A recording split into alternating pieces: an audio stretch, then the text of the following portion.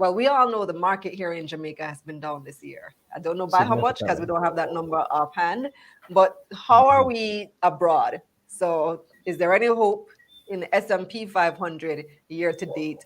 Have they done better than the JSE? Yeah, so let me share.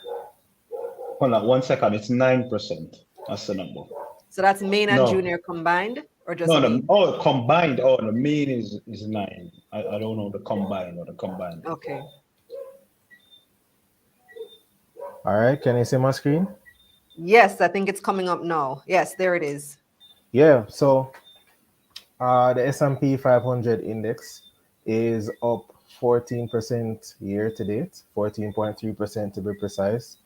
And on What are year we over, looking at? Is this a chart of the S&P 500 year to date? it is a chart of the S&P 500 year to date. You can hear me, right, Kalilo? Yeah, I can hear you. Yeah, man. So it's the performance of the S&P 500 year to date. Um, on the next slide, we have the performance on a year-over-year basis, as at August 22nd, which is today, and it's only up 6.03%. So let's put that into perspective. On a year-to-date perspective, meaning from December 31st to today, we would have seen a major uptick in stocks related to AI and the AI trade.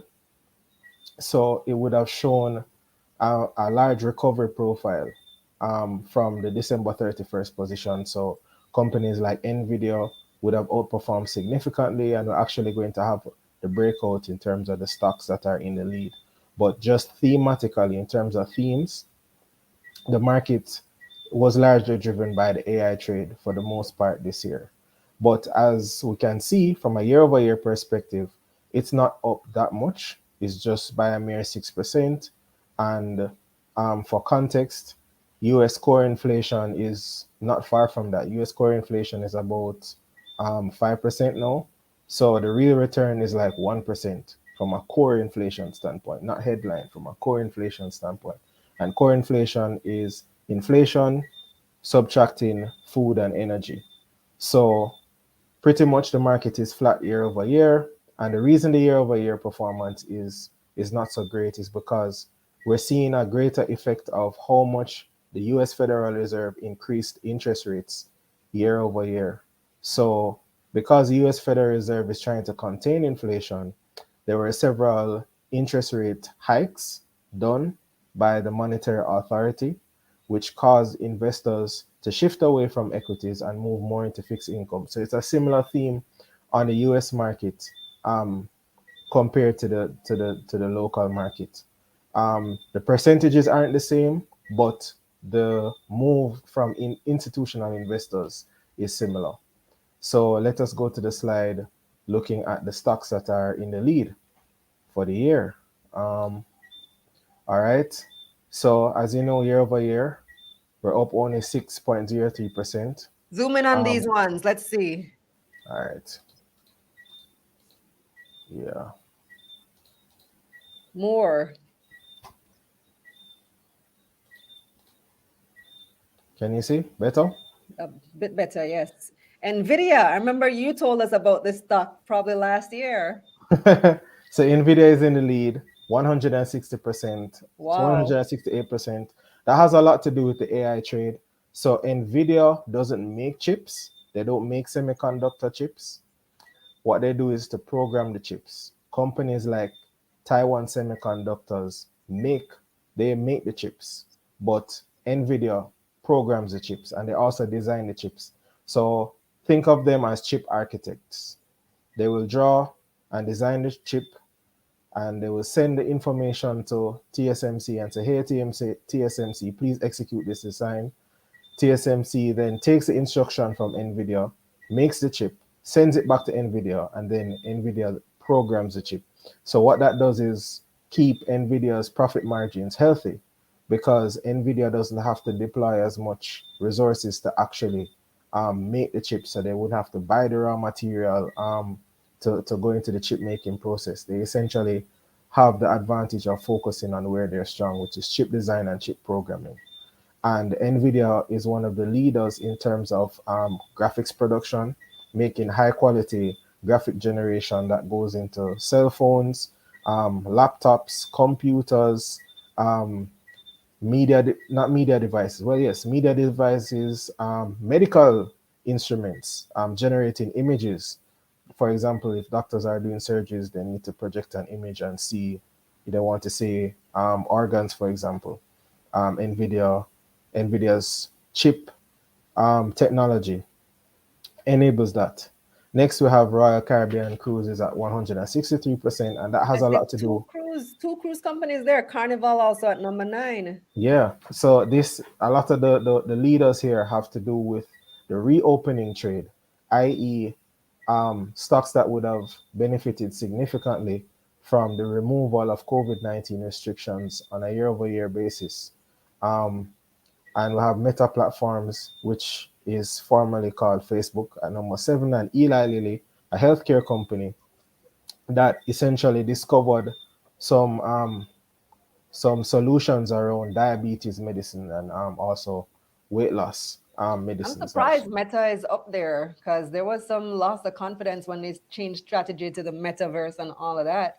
But it's doing well now. I'm also surprised to see General Electric up there. Right. I thought that company GE. was like 1990, Well, 1980. what happened with GE though, Kalila, is that there were three major business divisions, and essentially the company got too large and it got bogged down by all of those segments. So the returns became diluted because the company's resources were spread too thin. So there was a decision to split the business segments and spin them off. And I believe that had a positive impact on performance. So that could be a driver for how it has traded so far year to date. Um, in terms of Meta, so large cap stocks like Meta, especially those that are linked to the tech sector, because it's classified as communication services, but it still has a tech leaning. So companies like that are supported by ETF purchases. So ETFs are exchange traded funds, and these are funds that are tasked with matching the performance of the S&P 500 or any other index. And in order to match the performance of the index, the ETF has to buy the stocks that are in the index to essentially copy or mimic the performance of the index. So when these large cap tech stocks increase in value, the ETFs will then have to buy those stocks and essentially mimic the performance, and that keeps these stocks pushing higher and higher and higher. So that could be a part of why Meta Platforms has performed the way it has. But overall, in terms of earnings in on the US market, we've seen more earnings disappointments than earnings surprises. And that has a lot to do with sticky inflation coupled with um, rising interest rates. Many companies have been seeing choppy performances that were below market expectations. So, earnings have not really been up to par for most investors. Um, but again, we have to extend our time horizon because this is just a cycle that we're in, and we know that eventually things will turn, interest rates will come back down, and we will be in a time period where earnings will be more attractive. All right. So moving on to the sectors. So here we have the sectors. So on a year-over-year basis, energy is in the lead, followed by consumer discretionary. Those are stocks that benefit from the economic cycle, i.e., they tend to boom when the economy is booming and they tend to tank when the economy is tanking. So we're talking about companies like Nike, companies like Louis Vuitton, Moet Hennessy, or LVMH. Essentially, things that people buy because they want, not because they need it. And we know we're in the age of Amazon where people have virtually unlimited access to buy stuff. We're in the stuff economy. People just buy the stuff that they want, and because Stuff. it's online, people want to enjoy life now. They don't want to put off their desires for 20, 30 years. They want to be able to get what they want now. So that has a lot to do with how the sentiment around consumer discretionary stocks have performed. And this is actually the largest sector in terms of membership. There are more stocks in consumer discretionary. Next up, industrials, then we have technology, then communications and healthcare in the middle. And the worst performer is real estate.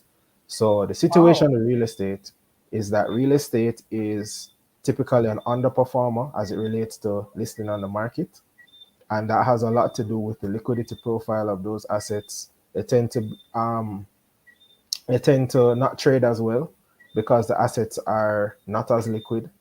Um, Also, there are heavy depreciation charges on those assets because, again, you're holding a lot of fixed assets.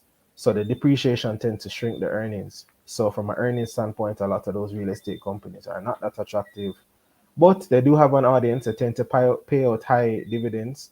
So dividend lovers tend to look to real estate related Yeah, stocks. those REITs. Yeah, REITs and REIT-like investments. So you have hospital REITs, there are retail REITs. So if you want to buy a portfolio of malls, you can buy a portfolio of malls, or you want to buy a portfolio of hospitals, or whatever the case may be. There are way more options than on the local market as it relates to the REIT segment. And what's important is that real estate is very interest rate sensitive.